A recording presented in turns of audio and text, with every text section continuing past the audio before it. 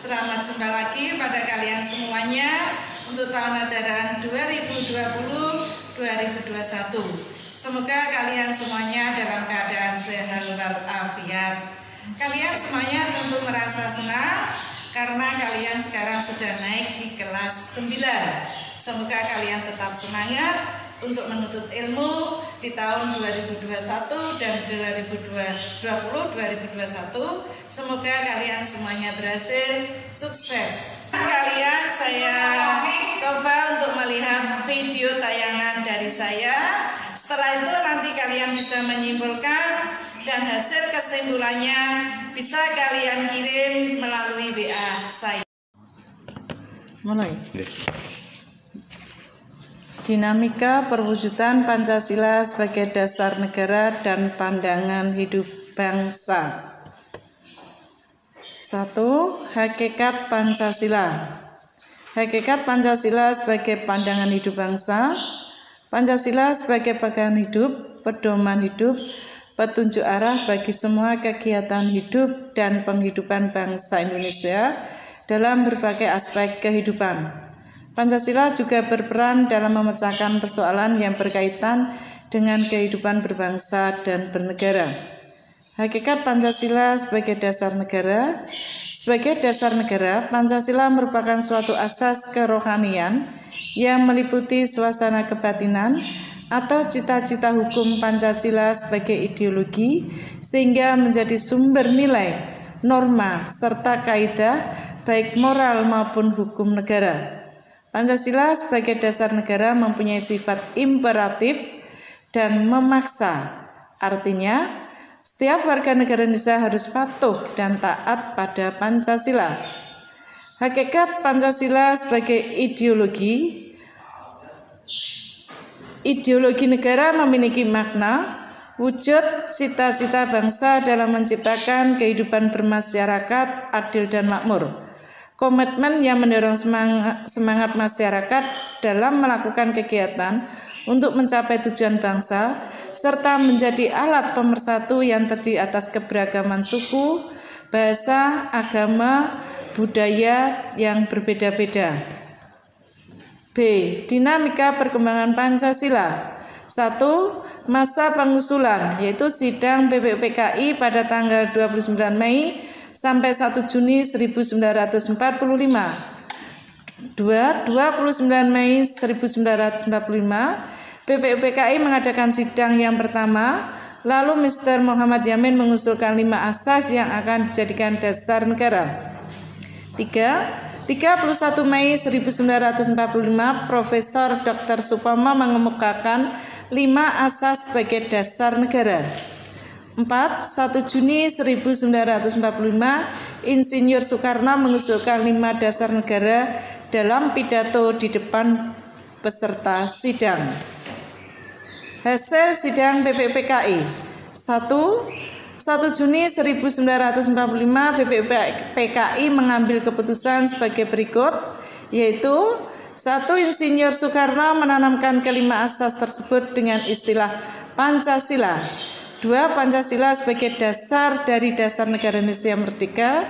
3. Membentuk panitia 9 yang bertugas merumuskan usul-usul yang belum disepakati dalam sidang. 2. Tanggal 22 Juni 1945, panitia 9 berhasil merumuskan rancangan pembukaan hukum dasar yang oleh Mr. Muhammad Yamin dinamakan Piagam Jakarta. 2. Masa awal kemerdekaan, yaitu tahun 1945 sampai 1949. 18 Agustus 1945, sidang PPKI yang membahas naskah rancangan hukum dasar yang akan ditetapkan sebagai Undang-Undang Dasar Negara Republik Indonesia tahun 1945. Rumusan Pancasila yang berasal dari Piagam Jakarta disahkan menjadi pembukaan Undang-Undang Dasar 1945, namun ada perubahan pada sila pertama. 2. Indonesia menggunakan sistem multipartai, yaitu melalui kabinet parlementer. 3. Meskipun sudah merdeka, ternyata pihak sekutu dan Jepang tidak rela dan ingin membatalkan kemerdekaan Indonesia, sehingga terjadi pertempuran seperti pertempuran Surabaya, pertempuran 5 hari di Semarang, Pertempuran Ambarawa, Pertempuran Medan Area, dan Bandung Lautan Api. 4. Ketika Indonesia menghadapi Jepang, Belanda membonceng tentara sekutu melalui Netherlands Indies Civil Administration atau NICA. Tanggal 29 September 1945, tentara sekutu dan pasukan NICA tiba di Indonesia serta mendarat di Pelabuhan Tanjung Priok. Masa demokrasi parlementer, yaitu terjadi pada tahun 1945 sampai 1950. NKRI berubah menjadi RIS yang merupakan konsekuensi diterimanya hasil konferensi meja bundar atau KMB yang dituangkan dalam konstitusi RIS. Indonesia merupakan negara bagian dari RIS.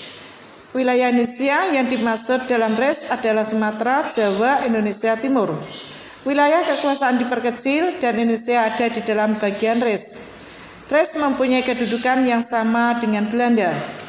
Pada tanggal 17 Agustus 1950, Presiden Soekarno menyatakan kembali ke NKRI dengan pemberlakuan Undang-Undang Dasar 1950.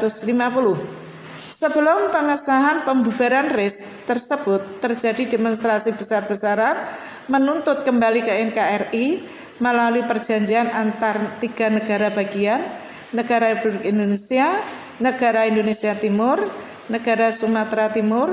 Dihasilkan pembentukan NKRI yang berdasarkan Undang-Undang Dasar sementara tahun 1950. Terjadinya pemberontakan APRA, pemberontakan Republik Maluku Selatan, pemberontakan PPRI atau Permesta.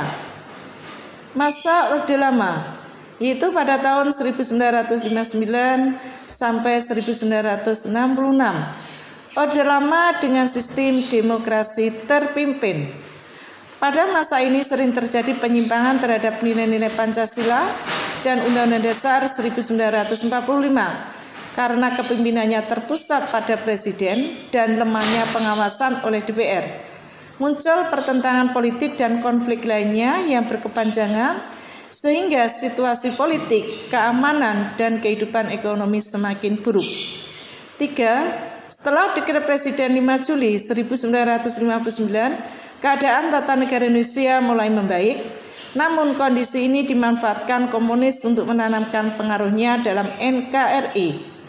4. Muncullah ideologi manifesto politik atau Undang-Undang Dasar 1945, Sosialisme Indonesia, Demokrasi Terpimpin, Ekonomi Terpimpin, dan Kepribadian Indonesia atau Manipul Usdek, serta konsep nasionalis, agama, dan komunis atau singkatan Nasakom. Puncaknya adalah peristiwa G30 SPKI ditandai dengan pembunuhan terhadap para jenderal Angkatan Darat. Namun aksi ini dapat ditumpas pada 1 Oktober 1965 dan dikenang sebagai Hari Kesaktian Pancasila. 5. Masa Orde Baru, yaitu pemerintah Orde Baru lahir dengan mengupayakan beberapa program, yaitu A. Mengoreksi total penyimpanan yang dilakukan pada masa Orde Lama. B. Penataan kembali seluruh aspek kehidupan rakyat dan bangsa Indonesia. C. Menjalankan nilai Pancasila dan Undang-Undang Dasar 1945 secara murni dan konsekuen. D. Menyusun kembali kekuatan bangsa untuk menumbuhkan stabilitas nasional guna mempercepat proses pembangunan bangsa.